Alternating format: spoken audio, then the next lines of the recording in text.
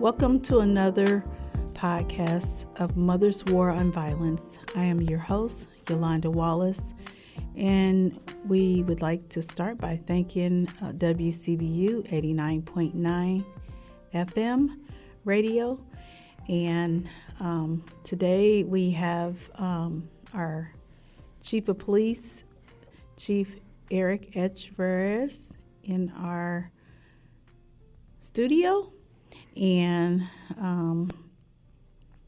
I want to start by thanking God for the reason why we have law enforcement in the first place, and to help keep things in order and things of that nature.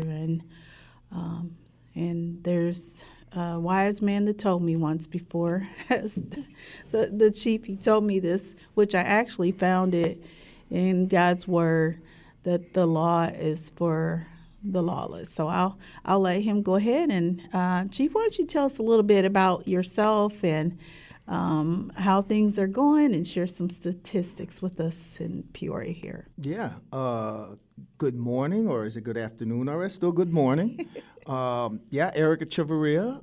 I came here about a year and a half, just over a year and a half ago. So I've been with the police department as of end of August of last year. End of August of 2021. I'm sorry. Okay. I'm losing time in Peoria. I'm so busy. You're busy. Yes.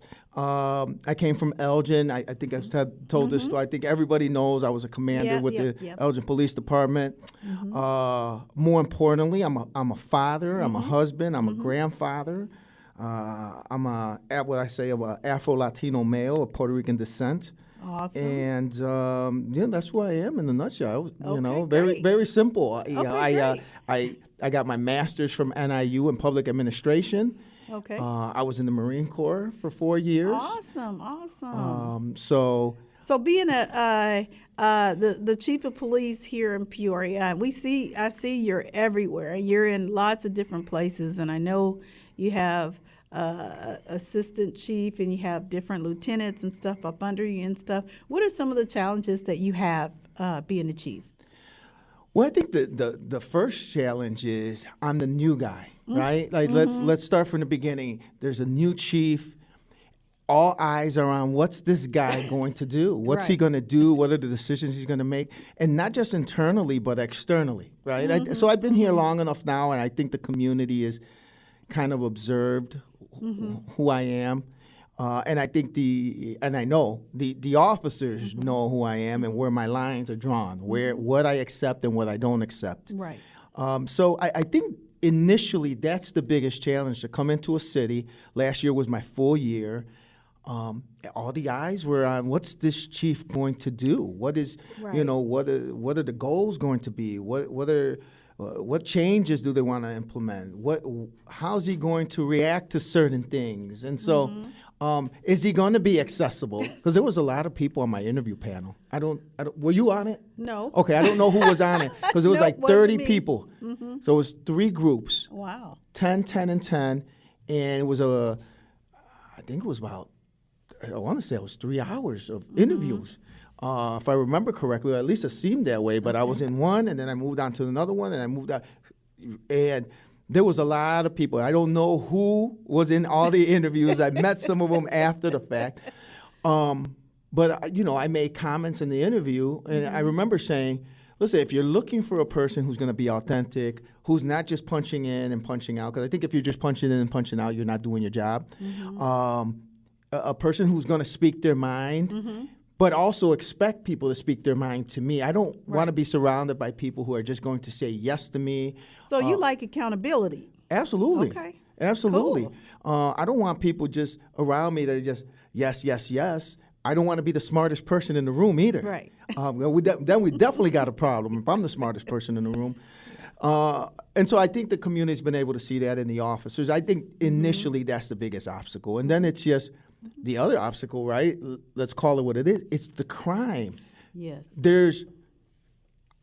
I knew and I didn't know the amount of violence in this city, the amount of shootings, the amount of homicides, the amount of, right, yes, this, and then the amount of juveniles involved in a lot of this as well. And those are very big obstacles to overcome, right? Because we as the police can't control it. If I had a magic ball, crystal ball that told me where things were going to happen, well, one, you probably don't need the police, but two is then we wouldn't have these issues. But we don't. And a lot of these they happen behind closed doors. They happen in the cover of darkness. There's beef between some other people. We don't control that. And oftentimes we're reacting to the shots that are being fired, or we're reacting to a fight, or we're reacting to whatever the crime may be. And so is how do we interrupt those things? How do we interrupt it before it occurs? And so those are always the challenges. Yeah.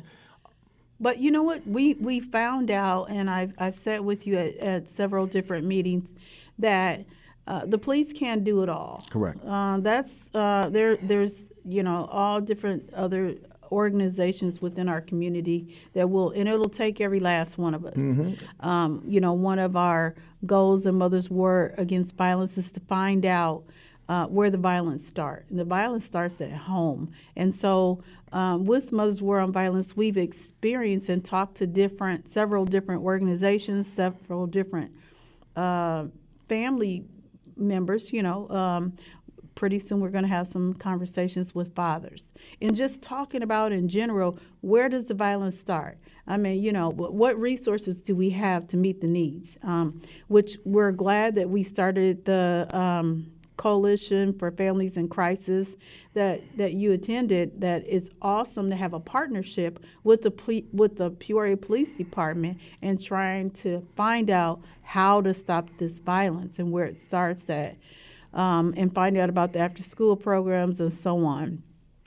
But the biggest thing I've known in doing this and getting together with the different organizations and things that we have, there are so many of them around, is that once we started the close-knit coalition, we were able to identify slowly, the more that they come together, what's immediately some of those things. And our very first time that we had some things I didn't know that certain organizations did or did not do.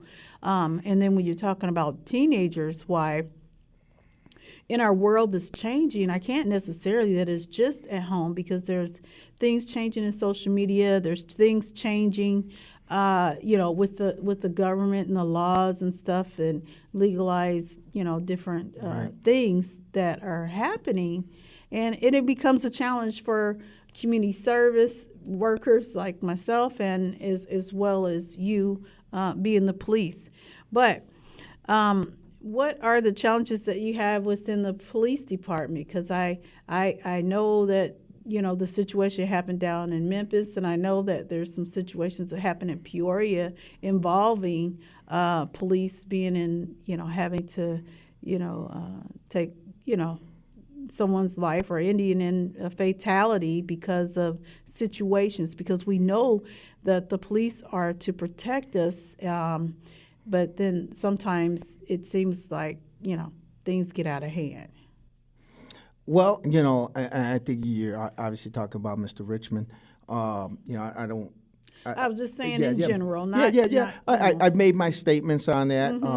Unfortunately, right.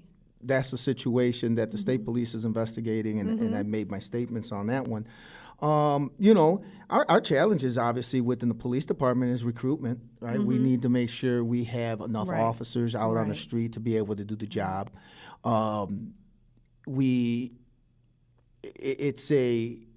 It used to be where you show up, there's 500-600 people applying for the job, at least when I got hired. And we're seeing those numbers change. We're seeing a new generation of police officers.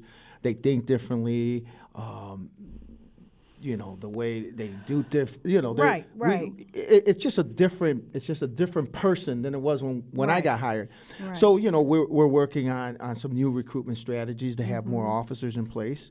Again, officers ain't the complete answer. So one of the other things that we're starting to look at this year as we move forward is, how do we hire non-sworn personnel that don't carry a gun, that don't carry a baton, they may have a radio, to respond to certain calls? How do we respond to And we have officers that respond to accidents just to take an accident report. Could somebody else do that? Right. We have officers that respond to retail thefts. Could Yeah. somebody do that? Yeah, that's Do true. we have officers that respond to these burglaries that are a day or two old, right? It's not a hot situation. There isn't an immediate danger that you need somebody to respond like a police would. So Right. we're looking at that, obviously, and how do we do that?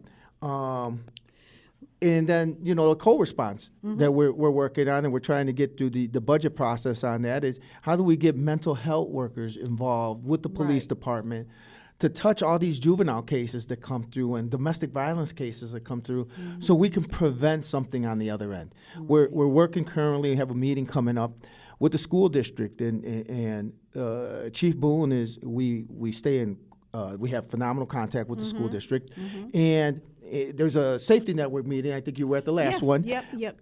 I looked at him and I said, hey, you have data, you have information at the school. So if you look to people, young adults that have been arrested, have been shot, have been killed, whatever the case is, Right. what did they look like at school? How many referrals did they have? How many absences did they have, et cetera? Now, go look and give us the top 10 for each school now, so we can now start going and interrupt that now, so they Right. don't end Right up. now. Yes. Right. So we're looking at creating some type of, we're going to call it kind of a task force, where basically we take that list and we have the key people in the room, and then now we go knock at their door and say, hey, Mom, Dad, we're here because little Johnnies have had this many referrals and this many absences, and this is the path he or she is going on. Now, what do we need to help you with? Is it that you're working in the evening and he's alone? Is there food is missing? What's missing that little Johnny or little Mary isn't making it to school, or having these many referrals? Something is causing this. How do we help you? Help yourself. Because we want to interrupt it early. And so if we can interrupt it, then maybe we can avoid it. Well, you know what? I feel the same way, Chief, because I think about when we were younger coming up, there were always ex-offenders. There were always people telling you, don't start. I mean, there's different programs that we used to have, the McGruff, the police dog and stuff like that, and how crime isn't good and crime don't pay. And we don't have those things anymore. Yeah. So it changes the way kids see things. So I still try to go into the schools, and I find it hard and challenging to get into schools with the way things are now, just because those kids who are in school need to know that there are laws that we have to obey by, and you just can't get out here and do whatever you want to do without consequences. Yeah, and I think what you're seeing though is, I think in these new generations, we're seeing that the family dynamic has changed. I could only speak on my behalf. When I was growing up, my mom was there when I left the school and was there when I got home, and my dad. So he had his role. My dad did what he did, and he worked, and he made sure certain things were done around the house, and so did my mom. But there was always somebody there. Right. You always see, and I mentioned this the other day on a different radio show, is that we talk and we continue to say it takes a village, right? Right. Where's the village at? Well, the village is breaking down. That's right. what I'm saying. Yeah. So I don't think it's the not village is there necessarily like it used to be. No, because I think it's you not come say either. something to my kid, I'm ready to fight, right? Yeah, that's what usually is yeah, happening. it is. And it wasn't like that. No. And people are really just trying to help somebody out by saying, hey, stop that behavior. You're going to get yourself in trouble. I'm going to tell your mom. But now you go tell mom or dad, and mom and dad is stay out of my business. And so that village has been broken down because everybody wants to be on their own. I'll handle it. You can't say nothing to my kid. Yeah. Yeah. And so so those are the examples that oftentimes kids are seeing. And they know that nobody can say nothing to them. And right now, even the mother's role that she used to be has broken down so much that, it's I don't know. She don't have control over the house no more. Well, times have changed. A lot of them, And both, and I'm not saying it's wrong or right. Right. Two parents now, it's not like it used to be. One No. parent can work, the other one didn't have Right. to. Nowadays, and the cost of living is so much high. It Go is. buy some eggs now. I went to the store to buy eggs the other day. I don't do groceries. Mm-hmm. And I don't do groceries because my wife just handles it. Not because I can't. Let's clarify that. right. That almost sounded like I don't do groceries. That's not what I meant. No. But my wife said, hey, can you go? I was at the store. She goes, can you pick up some eggs? So I'm at the store, and I look at the eggs, and they're like $9 a dozen. I called her. I said, hey, is this right? Should I go to a different store? This seems crazy. Right. $9, $9 for a dozen eggs. She goes, nope, that's what it is. And I said, okay. I thought I was like, where am I at? Am I at the wrong store? So it often takes two parents to work, and they got to put food on the table, and there got to be a roof over their head and clothes on them. So I think at times it become more difficult, right? And education is more important than it even used to be. Right. And so I think that's where it all is going to start, in the family and education and being able to have jobs that are sustaining. But for some reason, the younger generation don't see that education is still the key to open up doors and to have dreams. They don't see that as that anymore because they too busy on day to day trying to survive, trying to the peer pressure has gotten harder and the bullying and things like that. However, there's another elephant in the room in Peoria, and it's the unsolved murders. I've always said that that's a factor in these things. Give you an example. There's so say there's an unsolved murder of a father and he has kids. Okay, what do you think is going to happen? Because the majority of the unsolved murders we found in some of the statistics are African American men. African American making up 23% in the Peoria area. Is that right, Chief? Well, I'll tell you, Okay. since you asked, I could tell you that last year's homicides, 2022. 2022, were 24 homicides. 19 are African American. 14 of them were men, Okay. right? And when we talk about shooting incidents, somebody hit by gunfire, right? 106 people were hit by gunfire. 78 were men, male blacks, and Right. 21 were female black, right? Yeah. So we know where it's at, right? Like, what's the demographic is at? And that's absolutely correct. And it's unfortunate. Yeah. And So- the offenders Yeah. are the same Well, demographic. yeah.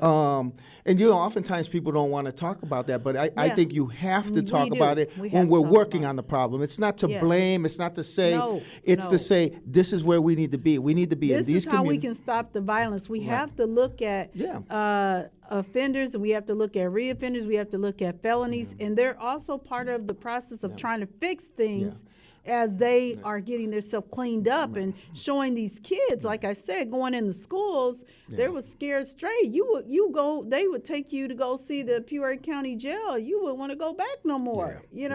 And I'll say we don't have the term often a cold case. Our cases are maybe inactive, but they're not necessarily closed. They're just inactive, Right. waiting for leads, waiting for more investigative information to come through.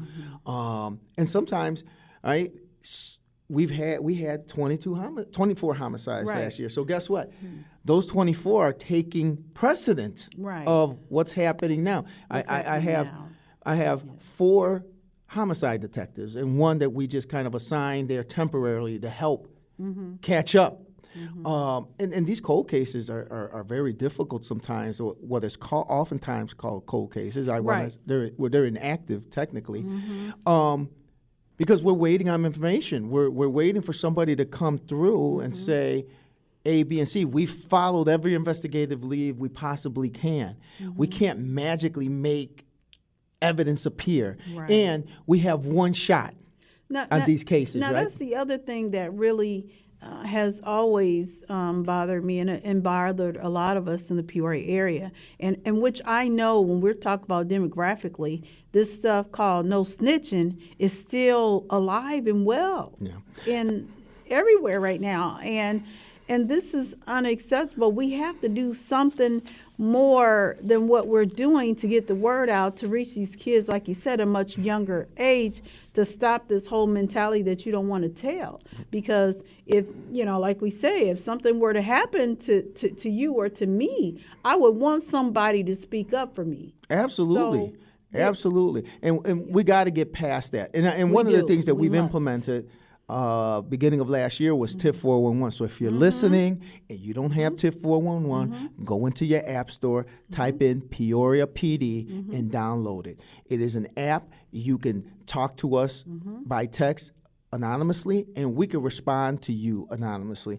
And so you know how well it's worked. We had 725 tips on TIP 411 last year.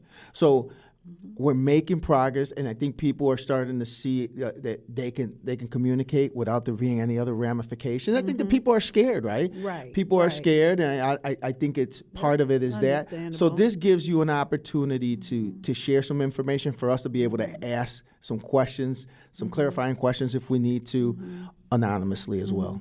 When the John Buckley Memorial Garden does the Who Killed Me poster campaign, we do see a lot of resistance and families not want to be involved in the unsolved murders. But I can tell you, well, can you tell us if you've noticed that it makes a difference when you see these pictures around, or what? Yeah, I think, that? I mean, when we post the jury stuff, I mean, it blew up. Like people were talking about it again, and I think that's what needs to happen. It does. And it wasn't always positive, because all of a sudden, well, you didn't put my family member up, you didn't, and we didn't control that. You know, they needed to contact you and work through that with you. Yeah, because there's certain things and lines that we won't cross, because those are people's loved ones. We can't take their picture and just post it up anywhere without their permission or signed agreement.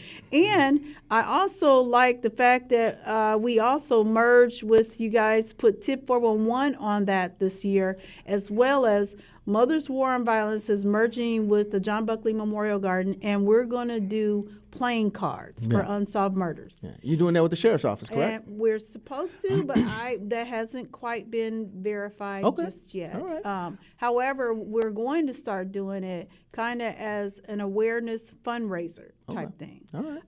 Well, I think anytime you can highlight these cases and maybe it stirs something up in somebody to share some information, and that's the point, is somebody knows what happened. And the family feedback that we get is that it helps them feel like nobody has forgotten about their loved one, which is going to do what? Encourage the kids to go to school. It's going to give them hope. Okay, it's going to give mom and dad, whoever's around left, sisters and siblings, that somebody does care, and our city does care. Because this year we plan to bombard the city again with, of course we need more volunteers, but we plan to bombard the city again with more flyers and whatever we can. And then another way that we're trying to help those families is by doing the gun buybacks. Last year and 2022 Mother's Day weekend, while you were the new chief of police, it was the first time in Peoria since I've been involved in the community stuff that I've been involved in a gun buyback that was by a chief. Because Pastor Barnett, he had done it some years back, but the Peoria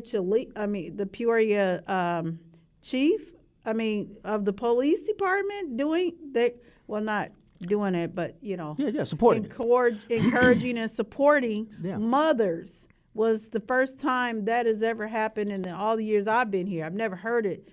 Well, I think it's a missing voice that we haven't tapped into, and we wanted to encourage. Women are powerful. I believe women that are too. powerful. Listen, you've heard me say this numerous times. Listen, when I'm mad at home, nobody cares. That's right. But let my wife be mad. The dog walking on eggshells, right? Everybody walking on eggshells. Mom's mad. Oh, hold up. You got to be careful. Right. Nobody cares. I ain't the chief at home, right? So I think it's a powerful voice. People listen to their mothers. People listen to their aunts. People listen to their grandmother. And if we could get women to just unite against this violence, right?